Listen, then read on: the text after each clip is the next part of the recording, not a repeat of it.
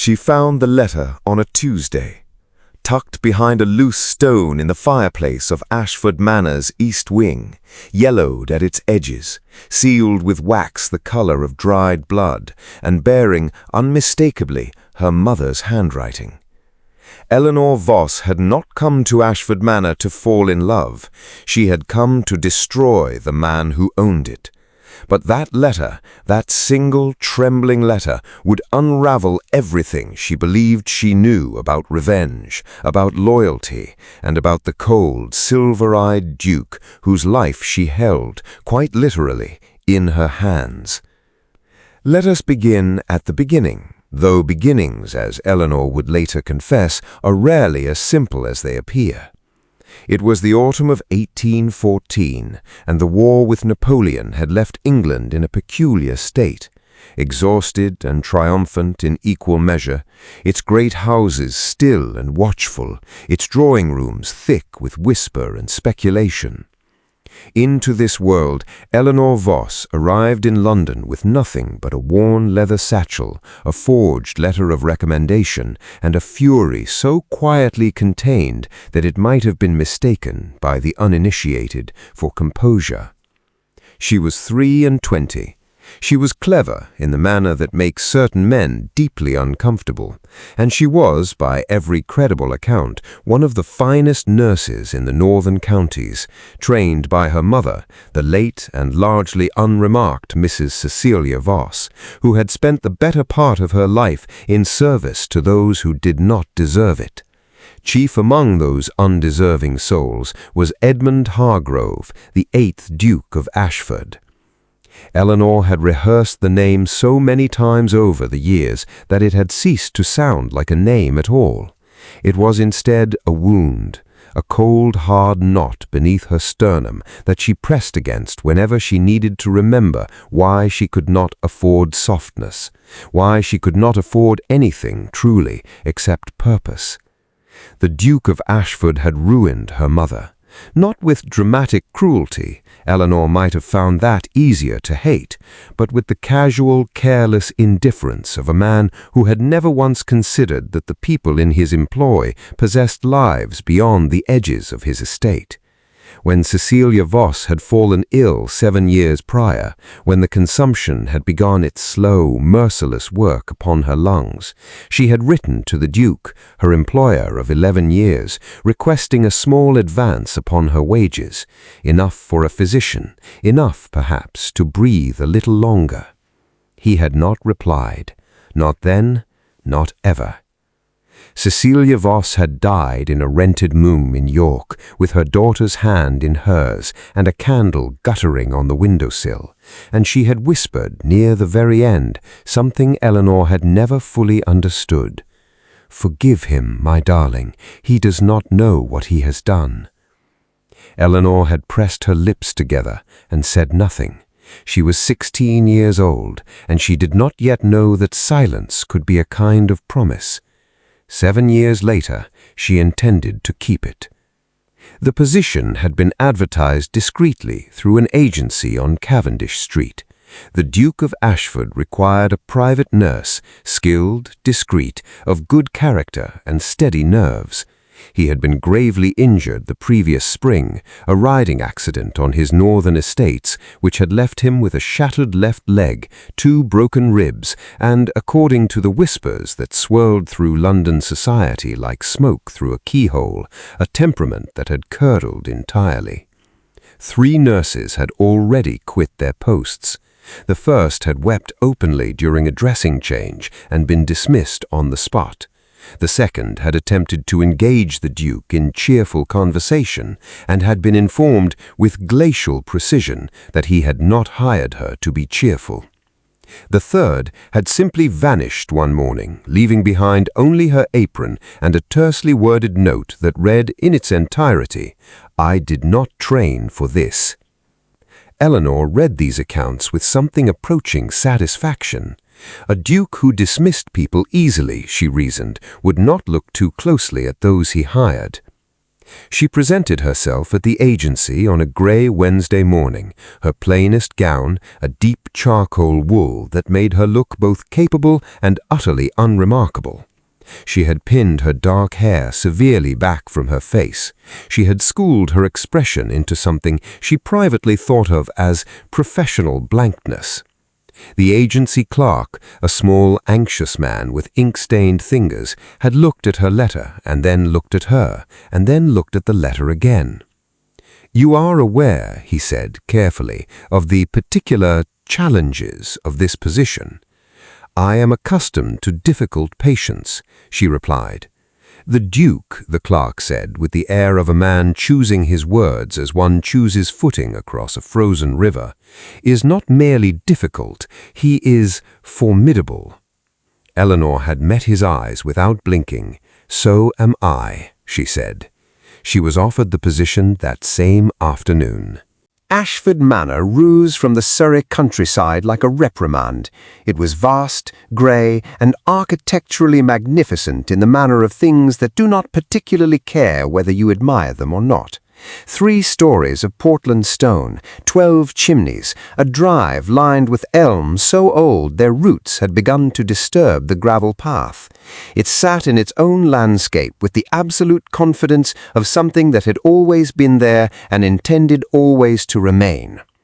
Eleanor stepped down from the hired carriage and stood for a moment in the chill October air, looking up at those windows, tall, many-paned, catching the thin afternoon light, and felt for the first time the cold fingers of doubt upon her resolve. She pressed them away. She was shown inside by a footman who seemed deeply uncertain about where to look, and delivered into the capable hands of Mrs. Hartley, the housekeeper, a stout woman of 60, with sharp eyes, grey curls, and the bearing of someone who has managed crises so consistently that crisis has become simply another word for Tuesday. "Miss Voss," Mrs. Hartley looked her over with the frank assessment of a woman who respects competence above all other virtues. "You are younger than I expected. I am older than I look." Something in Mrs. Hartley's expression shifted almost imperceptibly toward approval. "His Grace will see you at 4 o'clock. In the interim, I will show you to your rooms and acquaint you with the household's requirements." She paused with her hand upon the banister of the great staircase and added in a tone that was simultaneously a warning and a confidence, "He is not an easy man, Miss Voss. He was not easy before the accident, and he is considerably less easy now. But he is not," she seemed to search for the word, "he is not unjust. There is a difference. I trust you will perceive it." Eleanor perceived many things. She noted the way the servants moved through the Manor's corridors, quickly, quietly, with the careful efficiency of people who did not wish to attract attention. She noted the absolute absence of flowers in any of the rooms through which she passed, and the heavy draping of most of the south-facing windows, as though the light itself had been found unwelcome. She noted the portrait at the head of the landing, a younger Duke, perhaps 25, depicted in the fashionable style of the previous decade. He was dark-haired, broad-shouldered, and handsome in the particular severe way of men who have never questioned whether they belong in any room they enter. Eleanor stood before that portrait for just a moment longer than was strictly necessary. "You will not charm me," she thought, with some ferocity at the painted face. "You are merely a means to an end." The painted face declined to argue. At 4 o'clock precisely, she was shown into the Duke's private study, a room of considerable dimensions, lined floor to ceiling with books that looked genuinely red, smelling of beeswax polish and wood smoke, and something faintly medicinal that told Eleanor more than the clerk's careful words ever had. His Grace was seated, reclined more accurately, upon a chaise lounge positioned near the fireplace, his injured leg extended before him, a book closed upon his chest with the air of something recently, forcibly abandoned. The first thing she noticed was that he was paler than his portrait. The second was that he was watching her with the expression of a man who has already made several unfavorable judgments and is merely waiting to be confirmed in them. "Miss Voss," His voice was low, and not, she noted, with clinical detachment, unpleasant. It was the voice of a man accustomed to being obeyed, which is a different thing entirely from the voice of a man who shouts. "Your Grace," she curtsied with exactly the degree of deference required by protocol, and no more. A pause. Those grey eyes, and they were grey, precisely as rumour had described them, the colour of morning fog over still water, moved over her with an assessment that was entirely impersonal, as one might assess a new surgical instrument. "You are not what I expected," he said. "I am older than I look," Eleanor replied. Something in Mrs. Hartley's expression shifted, almost imperceptibly, toward approval. "Neither," said the Duke. "Sit down, Miss Voss. Let us establish the terms of this arrangement." The weeks that followed were, in the language of military dispatches, an uneasy truce. Eleanor tended to his wounds with unflinching efficiency. She changed his dressings with steady hands and no unnecessary conversation. She administered his medications at the prescribed intervals and noted his progress in a leather journal with the meticulous care of someone who understands that details matter. She was not warm, she was not cold, she was, as she had resolved to be, simply professional, a human instrument, present and capable, and entirely without personal dimension. The Duke, for his part, was, as Mrs. Hartley had promised, not unjust. He did not rage, he did not issue arbitrary demands. He was, however, demanding in more fundamental ways. He expected precision, he noticed every imprecision, and he communicated both these things with a brevity that could, in a less disciplined person, border on rudeness. "You administered the laudanum 40 minutes early yesterday," he said, on her 5th morning, not looking up from his letter. Eleanor did not flinch. "I made a clinical judgment. You did not employ me to make clinical judgments on my behalf without informing me first. And I did not accept this position," she replied, with a carefully measured steadiness, "to stand by and observe preventable suffering while awaiting your convenience." A silence, long enough that Eleanor wondered distantly whether she had miscalculated. Then, "You will inform me first," said the Duke, "in future, but your judgment was not wrong." It was, Eleanor understood, as close to an apology as the 8th Duke of Ashford was constitutionally capable of offering. She filed it away, along with everything else she observed about him, in the private mental ledger she kept, not of tenderness, she was absolutely certain of that, but of data, information that might one day prove useful. She had not yet found what she had come for. She began to search the Manor on her 3rd week. Not recklessly, Eleanor had not come this far to be reckless.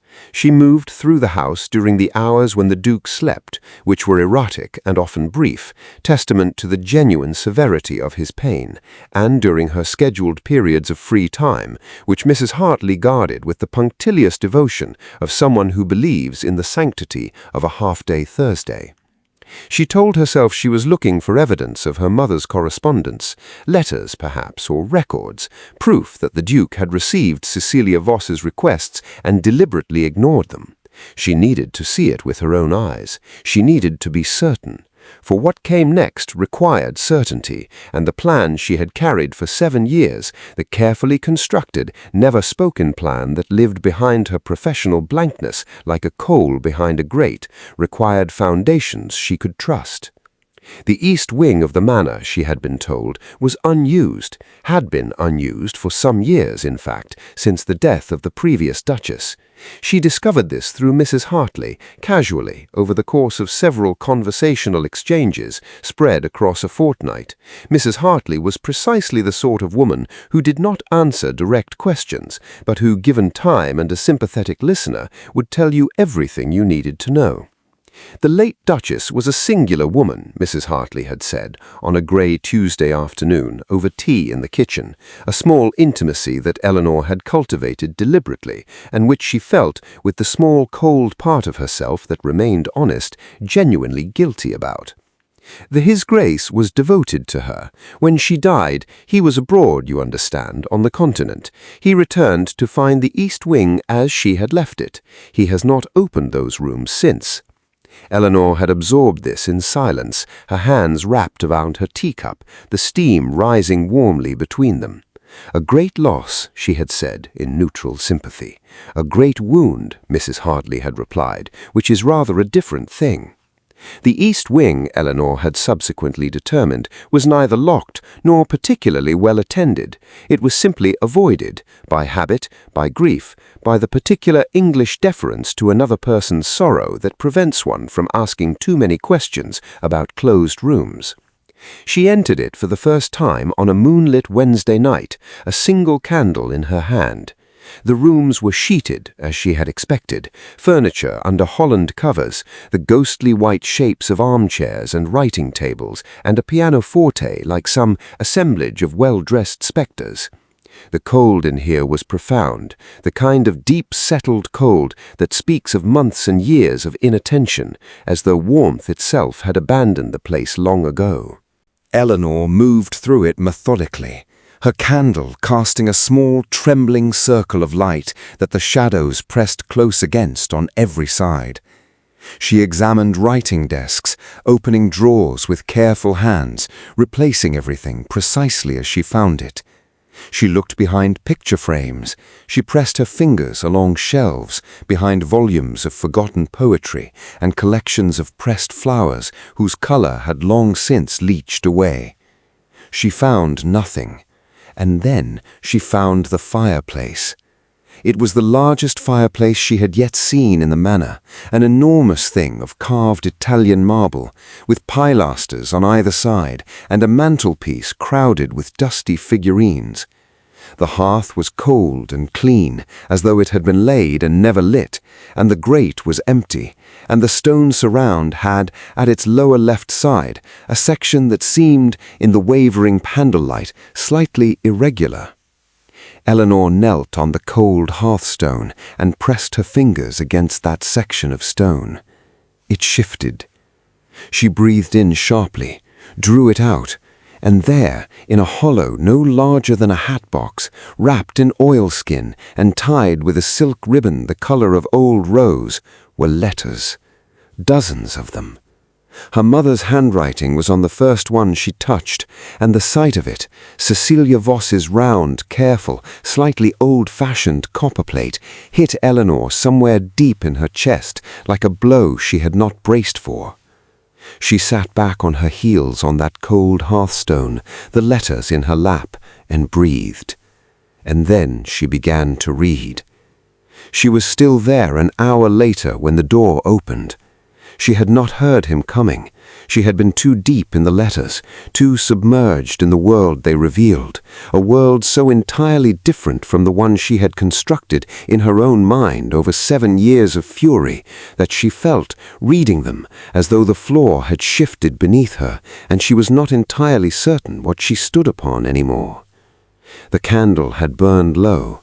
Her hands were cold. Her cheeks, she realized distantly, were wet. Miss Voss, his voice in the doorway, low, without anger, without anything she could readily identify, which was, she thought, with the small, clear part of her that was still functioning, more alarming than anger would have been. She looked up. The Duke of Ashford stood in the East Wing's private sitting-room, leaning on his walking stick, with the careful stance of a man who will not show how much pain costs him, a lamp in his other hand. He was in his dressing gown, dark wool, impeccably neat, because he was, she had come to understand, the sort of man who would be impeccably neat during an earthquake. His grey eyes moved from her face to the letters in her hands. A silence stretched between them that seemed to have texture and weight. "You know who I am," Eleanor said. It was not a question. "I know who your mother was," the Duke replied. "I have known since the agency sent your name." She stared at him. "Then why—" "Sit down, Miss Voss, please." His voice was not gentle precisely. Edmund Hargrove was constitutionally incapable of gentle, but it was, she realized, careful as she had ever heard it. He sat across from her. They were both on the floor in the end, which seemed appropriate, stripped as the moment was of every ordinary pretense, and he told her. He had been in France when her mother's letters arrived, all of them. His secretary at the time, a man since dismissed for reasons unrelated, though Eleanor noted now they were perhaps not entirely related, had intercepted the correspondence. The Duke had not known of Cecilia Voss's illness, had not known of her request, had not known until he returned from the continent 3 months later that she was gone. "I found the letters in my secretary's effects," the Duke said. He was not looking at her. He was looking at his hands, which were clasped on his knee, and he was speaking with the deliberate flatness of a man recounting something he has rehearsed and still finds difficult. "7 letters from your mother, the first dated 6 weeks before her death." He paused. "The last dated 6 weeks before her death." He paused again, longer. "I had the stone fitted the following month. I did not wish them destroyed, and I could not—" Another pause, longer. "I could not look at them." Eleanor sat with this for a long moment. The candle guttered between them. She thought about her mother's last words, which she had carried so long they had worn grooves in her like water over stone. "He does not know what he has done." "She knew," Eleanor said softly. "At the end, she knew you had not received them." The Duke looked up then. Those grey eyes in the low light were— she would not call them wounded because she thought he would resent the word, but they were not the eyes of a man untouched. "How?" he asked. "I don't know," Eleanor admitted. "She simply knew. She asked me to forgive you." Her voice was steadier than she had any right to expect. "I told myself I was honoring her by coming here, by—" She stopped. "By destroying me," the Duke said, not with bitterness, with a kind of precision she had come to recognize as his version of honesty. "Yes," she said, because he deserved honesty in return, she thought. Whatever else had passed between them, or had not passed, he had earned that. "And now?" he asked. Eleanor looked down at the letters in her lap, her mother's handwriting, round and careful and entirely without malice. "Now," she said, slowly, "I find that I am perhaps carrying a burden that was never entirely mine to carry." She smoothed her thumb over the top letter. "She would not want this. She would not have wanted me to spend 7 years." She stopped again, swallowed. "She would have wanted me to be happy." The word fell into the quiet room like a stone into still water. The Duke of Ashford looked at Eleanor Voss across the cold hearthstone in the light of a guttering candle and said nothing for a very long time, and then— "I have been trying to find you," he said, "since I found the letters. For 3 years I have been trying to find Cecilia Voss's daughter, to make amends in whatever manner was possible." He paused. "I did not expect you to find me first." "I am," said Eleanor with a ghost of something that was almost a smile, "rather more efficient than most. Reader, I will not tell you that everything was resolved in that single night. Such resolutions belong to fairy stories, and this is not a fairy story. It is a love story, which is rather messier and rather more true. What I will tell you is this, that Eleanor Voss did not leave Ashford Manor at the end of her contracted 3 months, that the Duke's leg healed, slowly, imperfectly, as real things tend to heal, and that during those months something else healed as well, in the cold and careful space between 2 people who had each spent years carrying grief they could not set down, and had not known until that firelit night that they might set it down together. That Mrs. Hartley, who had known about the letters in the East Wing for 3 years and had watched the Duke's search for Voss girl fruitlessly while being entirely unable to assist due to his strict prohibition on interfering in his correspondence, permitted herself one small, satisfied smile upon the morning she observed Miss Voss and his Grace walking the elm-lined drive together, the Duke with his walking stick, Miss Voss with her hands tucked against the October cold, in the attitude of 2 people engaged in a conversation too private for anyone else to hear. that the letters were not destroyed. They were placed by mutual agreement in the Manor's private archive, where they remained as testimony to loss, to misunderstanding, and to the particular grace of arriving at truth, however late, however circuitously. And that Eleanor Voss, who came to Ashford Manor with a satchel, a plan, and a wound she had mistaken for a weapon, left it the following spring as its duchess. Her mother, Eleanor believed, with the certainty of someone who has learned to trust things she cannot entirely explain, would not have been displeased. The elm trees were beginning to bud, the gravel drive was freshly laid, and somewhere in the east wing, in a room that was no longer shut against the light, a fire burned steadily, warming rooms that had been cold too long. This has been, she was hired as the Duke's nurse, but she was actually there for revenge, a Duke's Lost Letters original story. If this tale found its way into your heart, dear listener, consider leaving it a like and sharing it with someone who deserves a little Regency drama in their evening. New stories arrive every week. Until next time, may your letters always find their intended, and may you always, always read to the very last page.